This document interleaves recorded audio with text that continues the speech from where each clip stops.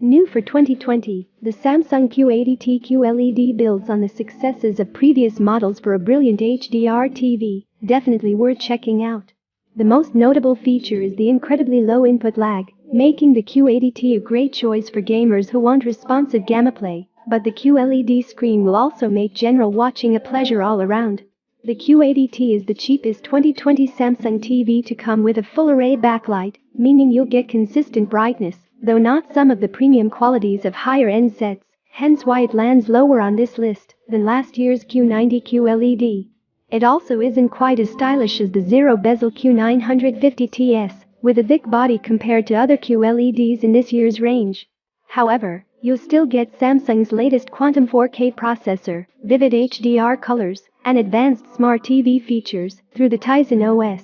If you want more of a saving, too, the Q70R QLED is this TV's predecessor and will cost you a good few $100s less than the new Q80T model. Yes, it's the same product line, and yes, the naming is confusing.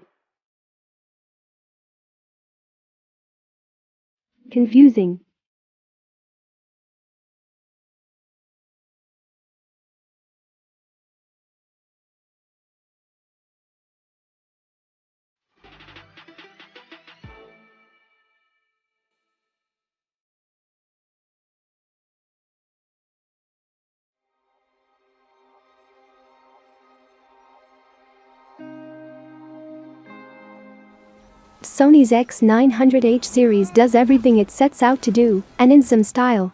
Its picture quality is quite startling in the right circumstances, its sound is more than adequate by prevailing standards, it's simple to use, and it doesn't turn its nose up at content of inferior resolution.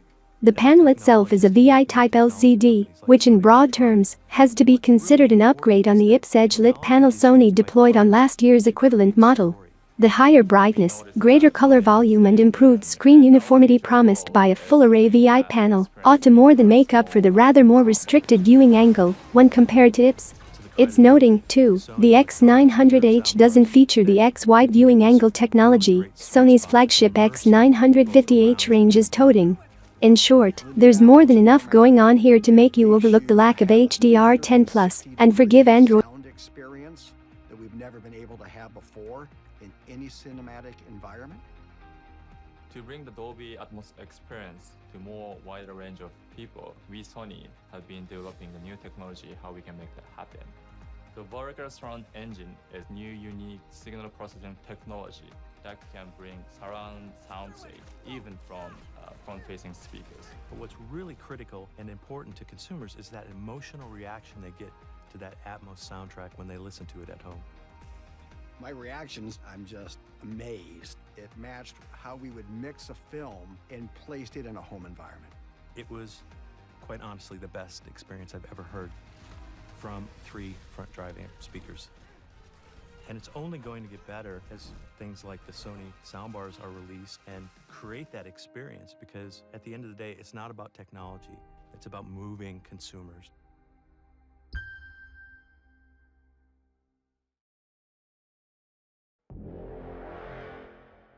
For those who can afford it, the LG Gallery Series GX OLED is a home cinema lover's dream come true, an exemplary flat screen that uses all the latest specs and standards, from Dolby Vision and Atmos to Google Assistant and Amazon Alexa, from Chromecast built into AirPlay 2.0.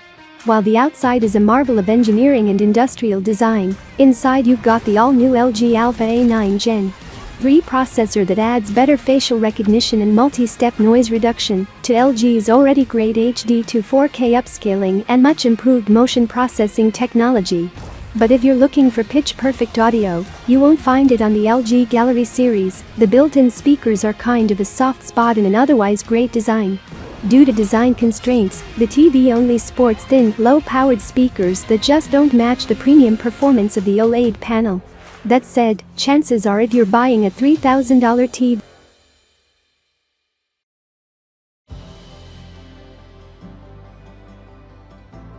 when we discovered that the new TCL6 Series 2020 QLED R635 would use mini-LED back access, we were shocked. That's because, just last year, that same technology came to the high-end 8 series and cost hundreds of dollars more than the ultra-affordable 6 series.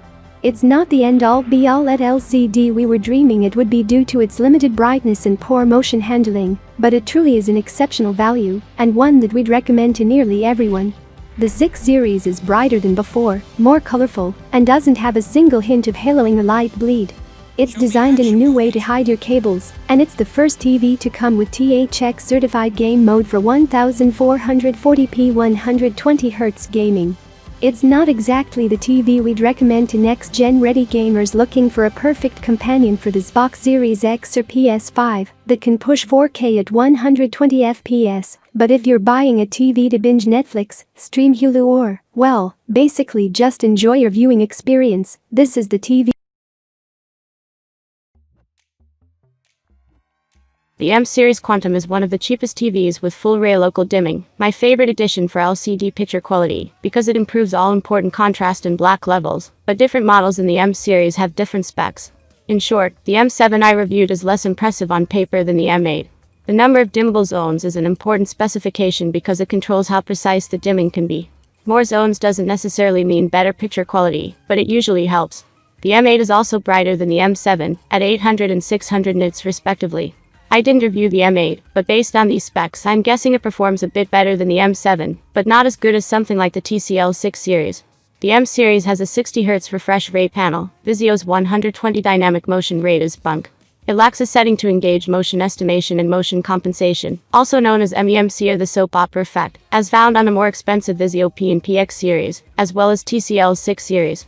Vizio supports both major types of HDR, HDR10 and Dolby Vision, in the M series. So does every other major